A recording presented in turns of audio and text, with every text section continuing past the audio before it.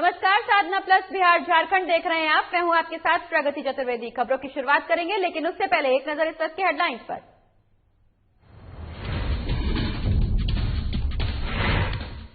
CM Nitish Kumar पहुंचे पिपरा विधानसभा। CM ने चुनावी सभा को किया संबोधित। जनता से की जेडीयू प्रत्याशी के पक्ष में वोट देने की अपील। नेता प्रतिपक्ष तेजस्वी यादव ने की चुनावी सभा। महागठबंधन प्रत्याशी के पक्ष में वोट देने की अपील। तेजस्वी ने सीएम नीतीश कुमार पर जमकर साधा निशाना। एलजेपी सुप्रीमो चिराग पासवान पहुंचे सुपौल। गांधी मैदान में चुनावी सभा को किया संबोधित। चिराग पासवान ने किया सीएम का घेराव।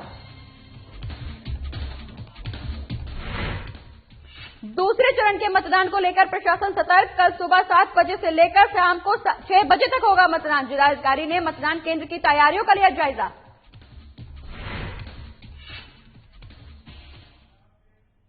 चलिए खबरों की शुरुआत करेंगे और बात करेंगे बिहार विधानसभा चुनाव की, जहां बिहार विधानसभा के दूसरे चरण का चुनाव प्रचार प्रसार खत्म होते ही नेताओं की दौड़ तीसरे चरण की ओर आ गई है। इसी कड़ी में आज सीएम नीतीश कुमार सुपौल के पिपरा विधानसभा पहुंचे, जहां सीएम ने चुनावी सभा को संबोधित किया। अपने संबोधन में नीतीश कुमार ने जेडीयू प्रत्याशी रामविलास कामत के पक्ष में वोट करने की अपील की।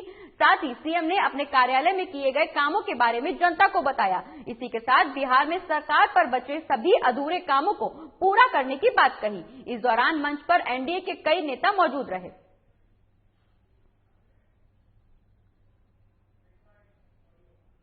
तो जो हम लोग चाहते रहे करते रहे उसके मुताबिक हम लोगों ने कोशिश की। सब इलाके के विकास के लिए काम किया। कितना सड़क, कितना पुल, इन सब चीजों का निर्माण किया गया।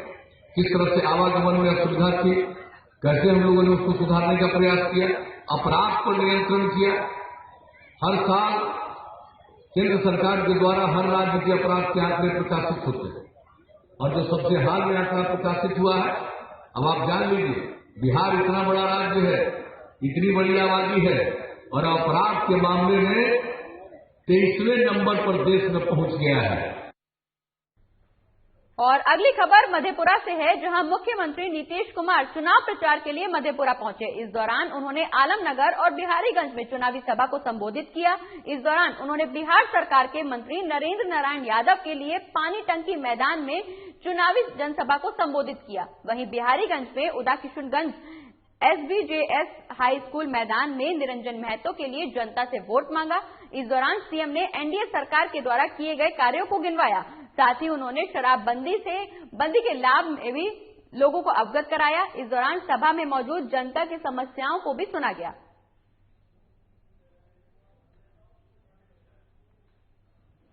महिलाओं की स्थिति में सुधार, युवक युवतियों की स्थिति में सुधार, लेकिन कुछ जो धंधेबाज लोग हैं वो हमारे बड़े खिलाफ हो गए, बहुत खिलाफ अनाप शनाप करते रहते हैं। तो आप लोगों को भाई सचेत रहना। क्या परिवर्तन आया है? महिलाओं की मांग पर हमने किया, और जब को लागू किया 16 में, और सब जगह हम घूम रहे थे, तो एक जगह महिला ने कहा, अपनी बात हम कहते थे बताइए। एक जगह महिला ने कहा, मेरे पति शराब पीते थे, शाम में घर लौट कर आते थे, झगड़ा करते थे। देखने में और अररिया के रानीगंज में नेता प्रतिपक्ष तेजस्वी यादव ने सभा को संबोधित किया। वहीं अपने संबोधन में तेजस्वी ने सीएम पर जमकर निशाना साधा। उन्होंने कहा कि नीतीश कुमार ने 15 साल में कोई काम नहीं किया। बीते 15 सालों में गरीबी, बेरोजगारी और भ्रष्टाचार अपने चरम पर पहुंच गई है। साथ ही तेजस्वी ने अपने संबोधन में 10 लाख स्थायी और सरकारी नौकरी देने की बात भी कही। इस दौरान उन्होंने महागठबंधन के 2 विधानसभा के प्रत्याशी के पक्ष में वोट देने की जनता से अपील की। तो अररिया के रानीगंज में नेता प्रतिपक्ष तेजस्वी यादव पहुंचे, जहां तेजस्वी यादव ने चुनावी सभा को संबोधित किया। वहीं तेजस्वी यादव ने अपने संबोधन में सीएम पर जमकर निशाना साधा। तेजस्वी यादव ने कहा कि नीतीश कुमार ने 15 सालों में कोई काम नहीं किया।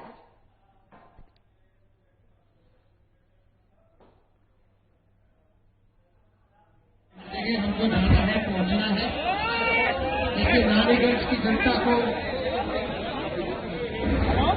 आपके बीच आपका भाई, आपका बेटा, यहाँ जो हमारे प्रत्याशी अविनाश मंगल जी को, ऋषिदेव जी को बनाने का काम हम लोगों ने किया है, चाहेंगे कि एक एक वोट देकर के आप लोग भारी से भारी मतों से विजय बनाने का काम कीजिए। और एलजेपी सुप्रीमो चिराग पासवान आज सुपौल पहुंचे, जहां उन्होंने गांधी मैदान में चुनावी सभा को संबोधित किया। वहीं इस दौरान पासवान ने एलजेपी प्रत्याशी के पक्ष में लोगों को वोट करने की अपील की। अपने संबोधन में चिराग ने सीएम नीतीश कुमार पर जमकर हमला भी किया। सीएम का घेराव करते हुए उन्होंने कहा कि 10 नवंबर को सीएम की विदाई तय है। सीएम के रहते हुए बिहार बदहाली के साथ बदनामी की कगार पर पहुंच चुका है और सीएम हैं जो कि जीरो टॉलरेंस का चोला पहनकर घूम रहे हैं।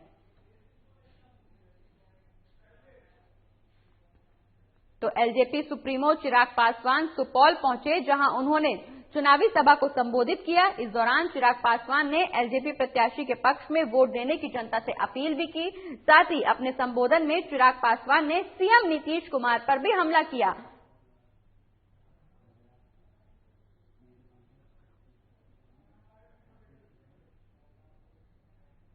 इतना विकास किए हैं कि बिहार के किसी भी गांव में जाकर देख लीजिए, हर गांव में नली गली बन गई। तो बन गई ना नली गली? नहीं बनी? चाची बनेगी नहीं बनी? नहीं बनी? अच्छा, मुख्यमंत्री तो बोले प्रधानमंत्री को कि बन गई, झूठ बोले, प्रधानमंत्री से झूठ बोल दिए। अच्छा, अब चलिए चलता आ गया ना, जल्दी नहीं आया, सच्ची नहीं आया, फिर झूठ बोले, प्रधानमंत्री से झूठ बोल दिए।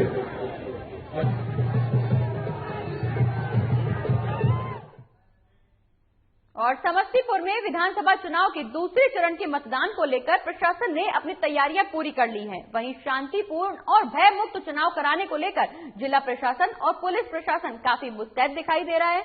इस दौरान समस्तीपुर जिलाधिकारी ने कहा कि कल होने वाले मतदान को लेकर सभी तैयारियां पूरी कर ली गई हैं। जिले के करीब 16 लाख मतदाता 2097 मतदान केंद्रों पर 91 उम्मीदवारों के भाग्य का फैसला करेंगे। आखिर किसके सर पर होगा सत्ता का ताज? इसी के साथ जिला अधिकारी ने आगे कहा कि मतदान के दौरान केंद्रों पर कोविड को लेकर पूरी सतर्कता बरती जाएगी। सभी मतदान केंद्रों पर उचित व्यवस्था की गई है। मतदान केंद्रों को सैनिटाइज भी किया जा चुका है।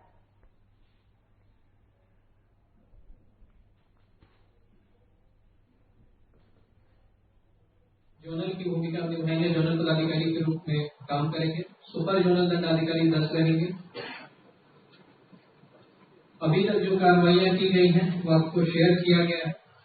अभी तक पब्लिक प्रॉपर्टी को डिफेक्समेंट में 37 लोगों पे एफआईआर, प्राइवेट प्रॉपर्टी में 3 लोगों पे एफआईआर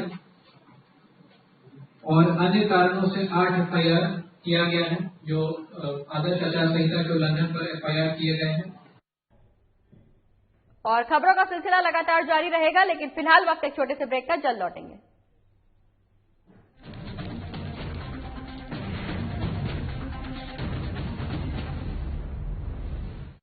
चुका है बिहार में चुनावी बिगुल, सजने लगे हैं चुनावी अखाड़े। क्या है बिहार में विकास का हाल? कितने हुए वादे पूरे, कितना हुआ विकास? 15 साल के सुशासन में कितना बदला बिहार, या जनता है लाचार? आपको बताएंगे बिहार विधानसभा के सभी 243 सीटों का ताजा हाल। बिहार चुनाव की हर खबरों से रहिए खबरदार। बिहार विधानसभा चुनाव को लेकर आपराधिक मामलों के बारे में घोषणा। उम्मीदवार का नाम रमेश ऋषिदेव, विधानसभा क्षेत्र का नाम सिंहेश्वर विधानसभा 72, पिता का नाम Shri Badri Rishidev, at Gopalpur, post office Rohta, थाना कुमारखंड, जिला मधेपुरा, राज्य बिहार, मामला संख्या C-796/2011, प्राथमिक हेतु अंकित।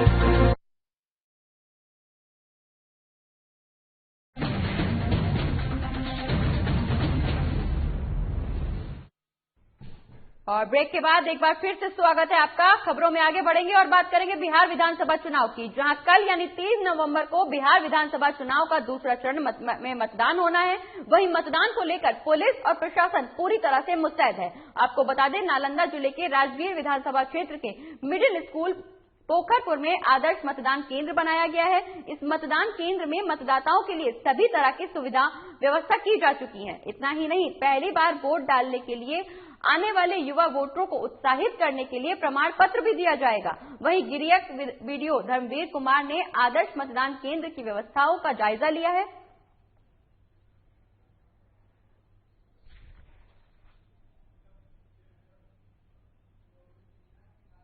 विधानसभा का ये बूथ नंबर 236, 237, 237 का है, जिसको हम लोग मॉडल मतदान केंद्र के रूप में डेवलप कर रहे हैं। अभी कुछ काम चल रहा है, कुछ काम अभी बाकी है।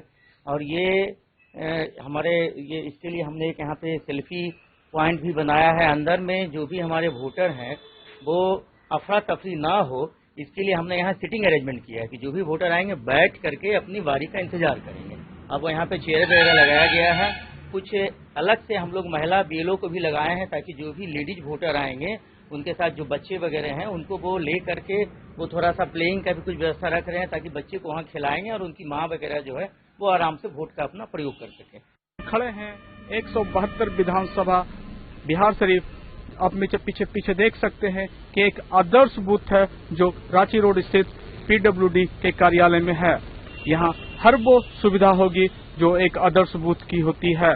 मेडिकल सुविधा से लेके बच्चों बुजुर्गों के बैठने और मनोरंजन के लिए टीवी, साथ में पीने के लिए पानी और अन्य इस तरह की बहुत से सुविधाओं से ये लैस होगी। अभी तो ये बनकर पूरी तरह तैयार नहीं हुई है, लेकिन अब कुछ ही क्षणों में ये बनकर तैयार हो जाएगा। यहाँ मानव प्रकाश सुरसेन, साधना न्यूज के लिए नालंदा से। और अगली खबर नवादा से है, जहां नवादा जिला अध्यक्ष अभिमन्यु कुमार सिंह ने जिला कार्यालय में एक प्रेस कॉन्फ्रेंस का आयोजन किया। इस दौरान अभिमन्यु ने कहा कि 7 निश्चय योजना में भ्रष्टाचार हुआ है। अगर एलजेपी की सरकार बनती है तो भ्रष्टाचार से शामिल सभी दोषी जेल जाएंगे। इसी के साथ अभिमन्यु कुमार ने कहा कि बिहार में पूरी तरह से शराबबंदी के बावजूद शराब की तस्करी जोरों शोरों से की जा रही है और सीएम चुनावी दौरों में बिजी हैं।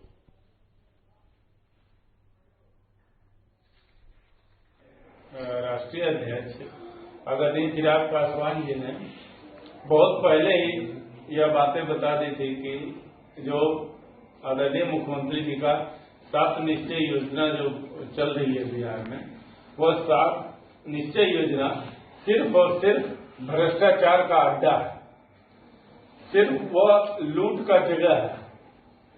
उसमें बहुत बड़ी लूट है, भ्रष्टाचार हो रही है, जिसका प्रूफ है आप देख रहे हैं कि हमारे राष्ट्रीय अध्यक्ष जो बताए कि लूट हो रही है, भ्रष्टाचार हो रही है, उसका यह प्रूफ है कि कई ठेकेदारों के जो 7 निश्चय योजना से जुड़े हुए ठेकेदार हैं, उनके ठिकानों पर जब छापा मारा गया तो बहुत अधिक, अभी तक तो आज के जैसे न्यूज में है कि 75 करोड़ तक बरामद किया गया है। और दरभंगा के 5 विधानसभा क्षेत्रों में दूसरे चरण के मतदान को लेकर प्रशासन ने अपनी तैयारियां पूरी कर ली हैं। ईवीएम, वीवीपैट और सभी जरूरी सामग्री लेकर मतदान कर्मी अपने अपने पोलिंग बूथ की ओर रवाना हो गए हैं। बता दें कि दरभंगा में होने वाले मतदान कल सुबह 7 बजे से लेकर शाम के 6 बजे तक होंगे। सभी मतदान पदाधिकारियों और मतदान कर्मी अपने अपने मतदान सेंटर पर पहुंचे और चुनाव संबंधी सारी तैयारियों का जायजा लिया।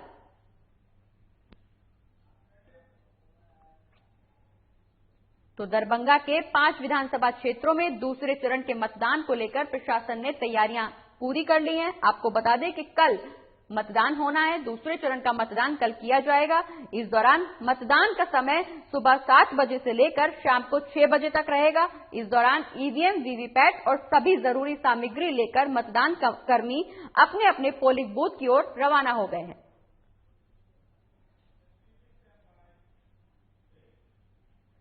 और अगली खबर धनबाद से है, जहां जिले में विवादों का ऑन स्पॉट निपटारा करने और लोगों को सभी सरकारी योजनाओं का लाभ दिलाने के उद्देश्य से आज चलंत लोक अदालत को हरी झंडी दिखाई गई। इस दौरान प्रधान न्यायाधीश कुटुंब न्यायालय सत्य प्रकाश, प्रभारी प्रधान जिला और सत्र न्यायाधीश अजय कुमार सिंह ने इस चलंत लोक अदालत को रवाना किया। झालसा के निर्देश पर चलंत लोक अदालत 15 दिनों के लिए धनबाद के कई गांव, कस्बों और ब्लॉकों में जाकर ऑन स्पॉट विवादों का निपटारा करने का कार्य करेगी और सरकारी सुविधाओं का लाभ दिलाएगी, जिससे आवेदक के विवाद का निपटारा जल्द से जल्द किया जाएगा। इस कार्यक्रम के दौरान वृद्ध, विधवा, विकलांगों और कई सरकारी योजनाओं का लाभ दिलाना और कर्तव्य के तहत जेल में बंद बंदियों के परिवार को सरकारी योजनाओं का लाभ दिलाने का काम किया जाएगा। विधिक सेवा प्राधिकार के तत्वाधान में ये जो न्याय चला आपके द्वार जो चलंत लोक अदालत की हम लोगों की गाड़ी है, जिसका कि प्रोग्राम यहाँ पूरे महीने तक है और ये धनबाद के विभिन्न स्थानों पर जाएगी और वहाँ पर लोगों को जो है कानूनी जागरूकता के बारे में जो है बताएगी। साथ ही साथ जो है इस कोरोना काल की महामारी के बारे में भी लोगों को आगाह करेगी कि अभी कोरोना देश से गया नहीं। और खबरों का सिलसिला लगातार जारी रहेगा, लेकिन फिलहाल वक्त एक छोटे से ब्रेक का, जल्द लौटेंगे।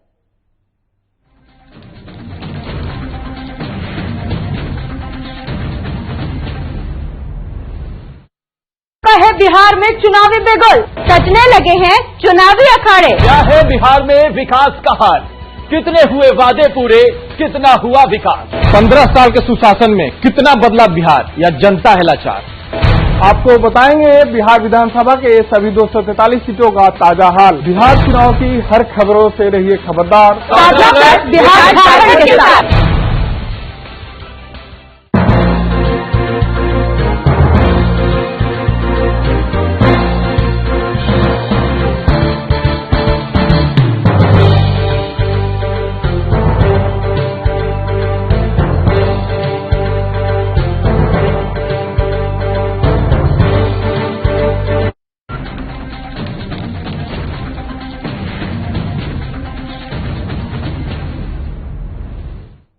और ब्रेक के बाद एक बार फिर से स्वागत है आपका। खबरों में आगे बढ़ेंगे और बात करेंगे जमशेदपुर की, जहां मुख्यालय सभागार में आज सामाजिक सुरक्षा पेंशन योजना शिविर का आयोजन किया गया। शिविर में विकास पदाधिकारी प्रवीण कुमार मुख्य रूप से मौजूद रहे। इस दौरान सुरक्षा पेंशन शिविर के माध्यम से आवेदकों के लिए आवेदन लिए गए। वहीं मौके पर मौजूद प्रखंड विकास पदाधिकारी प्रवीण कुमार ने बताया कि आज पूरे दिन में 150 आवेदकों के आवेदन लिए गए हैं। इन सभी आवेदनों को 2 दिन के अंदर जांच कर स्वीकृति दी जाएगी। इसी के साथ प्रवीण ने आगामी 9 नवंबर को पेंशन इंक्वायरी कैंप के बारे में पंचायतों में लगाए जाने की जानकारी दी।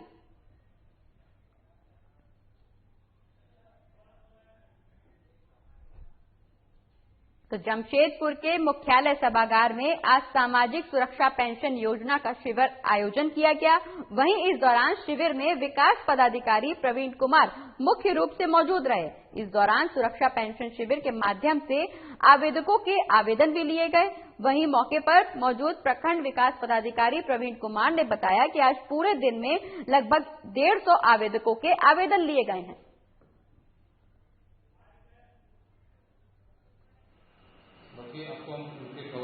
उपायुक्त महोदय के दिशा निर्देश के आधार पर आज पेंशन से संबंधित इस शिविर का आयोजन किया गया और जो आवेदन पेंडिंग था करीब 150 के आवेदन पेंडिंग था, जिसको कि हम लोगों ने कल के डेट में 21 तारीख में स्वीकृत कर दिया है और आज के डेट में भी करीब 200 के करीब आवेदन आया है, जिसको कि हम लोग जांच के लिए पंचायत सचिव को देंगे और वो जांच के लिए जांच के बाद 2 से 3 दिन के अंदर हम लोग यथाशीघ्र उसको स्वीकृति दे देंगे। और इस तरह से और एक और है कि 9 तारीख को जिनको भी पेंशन के संबंध में कोई जानकारी लेनी है या इंक्वायरी का कोई दिक्कत है तो वो पंचायत में हम लोग इंक्वायरी के लिए। और अगली खबर लातेहार से है, जहां जिले के बालूमाथ राजकीय उच्च विद्यालय के 24 छात्रों के 10वीं के रिजल्ट अब तक जारी नहीं किए गए हैं। मामले के बारे में छात्रों ने बताया कि विद्यालय में अतिरिक्त विषय के रूप में मीडिया की क्लास होती है। इस विषय के शिक्षक नहीं होने की वजह से रिजल्ट अभी तक जारी नहीं किए गए हैं। वहीं मामले की जानकारी छात्रों ने अखिल भारतीय विद्यार्थी परिषद को दी, जिसके बाद अखिल भारतीय विद्यार्थी परिषद के उज्जवल शुक्ला अपने कार्यकर्ताओं और विद्यार्थियों के साथ विद्यालय पहुंचे। साथ ही कॉलेज के प्रिंसिपल से बात की, जिसके बाद उन्हें आश्वासन दिया गया अगले 2 से 3 दिन के अंदर में विद्यार्थियों का परीक्षाफल घोषित कर दिया जाएगा। तो लातेहार का पूरा मामला, जहां जिले के बालूमाथ राजकीय उच्च विद्यालय के 24 छात्रों का 10वीं का रिजल्ट अभी तक जारी नहीं किया गया है।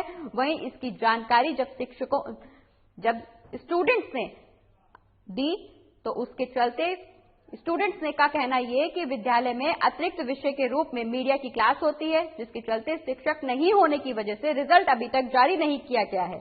वहीं इस पूरे मामले की जानकारी छात्रों ने अखिल भारतीय विद्यार्थी परिषद को दी, जिसके बाद अखिल भारतीय विद्यार्थी परिषद के उज्जवल शुक्ला ने अपने कार्यकर्ताओं और विद्यार्थियों के साथ विद्यालय पहुंचे, साथ ही कॉलेज प्रिंसिपल से बात की और इस दौरान छात्रों को ये आश्वासन दिया गया कि 2 से 3 दिन के अंदर उनका रिजल्ट घोषित किया जाएगा। स्कूल के स्टूडेंट हैं अनमोल यादव। हम लोग का रिजल्ट मीडिया का जो इनकम्प्लीट था, नहीं आ रहा था रिजल्ट, बहुत दिन से लगभग 3-4 महीने से इनकम्प्लीट था और नहीं आने के दम नहीं था। तो हम लोग एबीपी से उज्जवल शुक्ला बिहारी से बात किए, तो वो आके हमारे स्कूल में सर से बात किए हैं, उनके द्वारा हम लोग का रिजल्ट। और अगली खबर निरसा से है, जहां एसोसिएशन के सदस्यों ने धरना प्रदर्शन किया। ये प्रदर्शन हाईवा स्वावलंबी समिति के बैनर तले किया गया, जिसका नेतृत्व अध्यक्ष उज्जवल तिवारी की देखरेख में किया गया। इस दौरान मौके पर मौजूद उज्जवल तिवारी ने बताया कि निरसा में दामागेड़िया कोयला साइडिंग में पिछले 1 हफ्ते से कुछ दबंगों ने बंधक बनाया हुआ है, जिसकी वजह से गाड़ियों में लोडिंग नहीं की जा रही। विरोध करने पर गाड़ी चालकों और मालिकों के साथ मारपीट की जा रही है। अध्यक्ष उज्जवल तिवारी ने बताया कि जब तक उन गाड़ियों का हर्जाना नहीं दिया जाता, ये विरोध प्रदर्शन जारी रहेगा।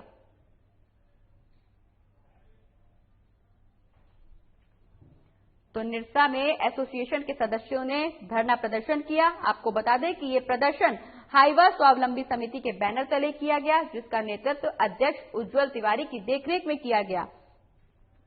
इस दौरान मौके पर मौजूद उज्जवल तिवारी ने बताया कि निरसा में दामागोड़िया कोयला साइडिंग में पिछले 1 हफ्ते से कुछ दबंगों ने बंधक बनाया हुआ है, जिसकी वजह से गाड़ियों में लोडिंग नहीं की जा रही है, जिसके चलते ये धरना प्रदर्शन किया जा रहा है।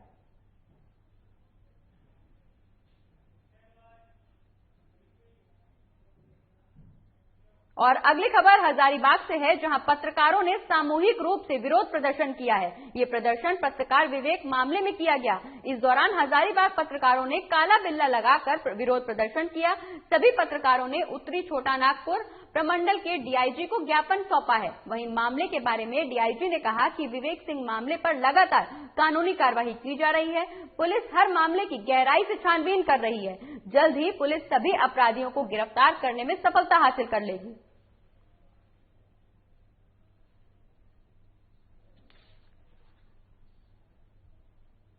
विवेक सिंह के साथ हमला हुआ, मारपीट हुई, उसके बाद आज तक 10 दिन हो जाने के बाद भी उस मामले में दोषियों की गिरफ्तारी नहीं हुई है। तो हम लोगों ने एक रणनीति बनाई थी कि इसके पहले हम लोग एसपी और डीसी को मिलकर के ज्ञापन सौंप चुके थे। तो विरोध स्वरूप आज से हम लोगों ने काला बिल्ला लगाकर लगातार काम करने की घोषणा की है। साथ ही आज हम लोग डीआईजी से मिलने आए और उन्हें सारी बातों की जानकारी दी और अपेक्षा की कि इस मामले में जल्द से जल्द दोषियों को गिरफ्तार। और गुमला में पुलिस ने चर्चित दोहरे हत्याकांड का खुलासा करने में सफलता हासिल की है। आपको बता दें कि पुलिस ने मामले में 4 आरोपियों को गिरफ्तार किया है। साथ ही पुलिस ने इन अपराधियों से एक पिस्टल, एक रिवॉल्वर सहित कई चीजें बरामद की हैं। वहीं घटना के बारे में एसडीपीओ मनीष चंद लाला ने बताया कि उन्हें मामले की जानकारी गुप्त रूप से मिली थी, जिस पर कार्रवाई करते हुए पुलिस निरीक्षक मनोज कुमार के नेतृत्व में एक टीम का गठन किया गया। वहीं एसपी ने मामले में मुख्य आरोपी विवेक मिश्रा और आनंद सिग्गा के फरार होने की जानकारी दी, जिसके लिए पुलिस लगातार छापेमारी कर रही है।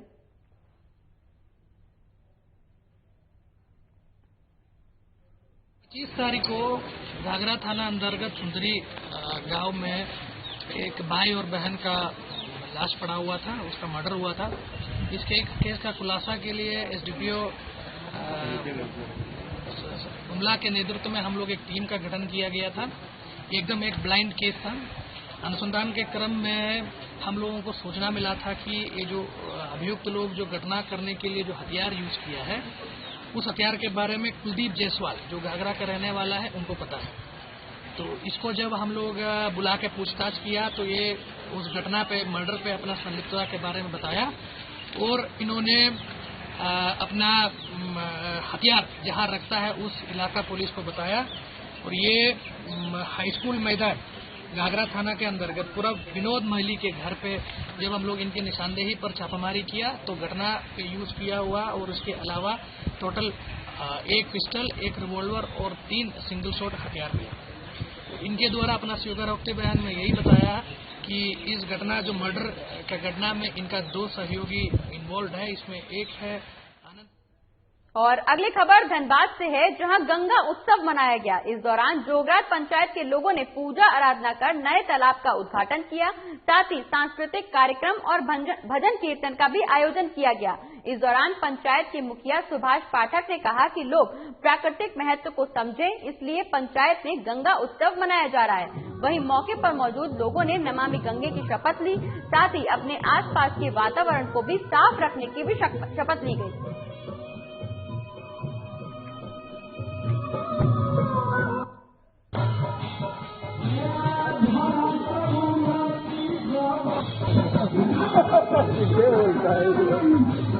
तो धनबाद में गंगा उत्सव मनाया गया। आपको बता दें, जोगरात पंचायत के लोगों ने इस दौरान पूजा अर्चना कर नए तालाब का उद्घाटन भी किया गया।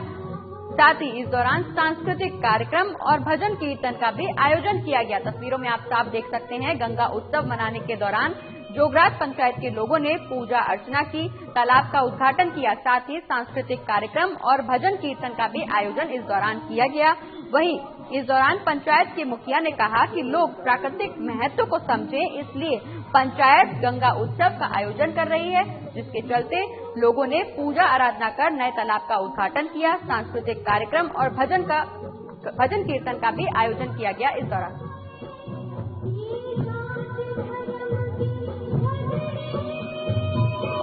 गांव और पंचायत के लोगों के बीच प्रकृति के महत्व का संवर्धन हो, प्रकृति के महत्व को लोग समझे, इसी के निमित्त आज गंगा उत्सव मनाया जा रहा है।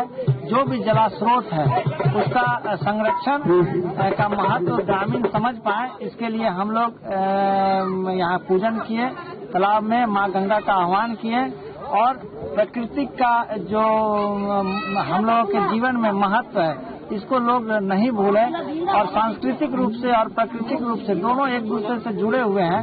इसलिए आज यह जो उत्सव की तरह पंचायत के लोगों ने कार्यक्रम को मनाया है, जिसमें बीडीओ साहब और प्रखंड के पदाधिकारी, गांव के विशिष्ट लोगों के उपस्थिति में आज यह कार्यक्रम को। और खबरों में फिलहाल इतना ही। आप देखते रहिए साधना प्लस बिहार झारखंड। नमस्कार।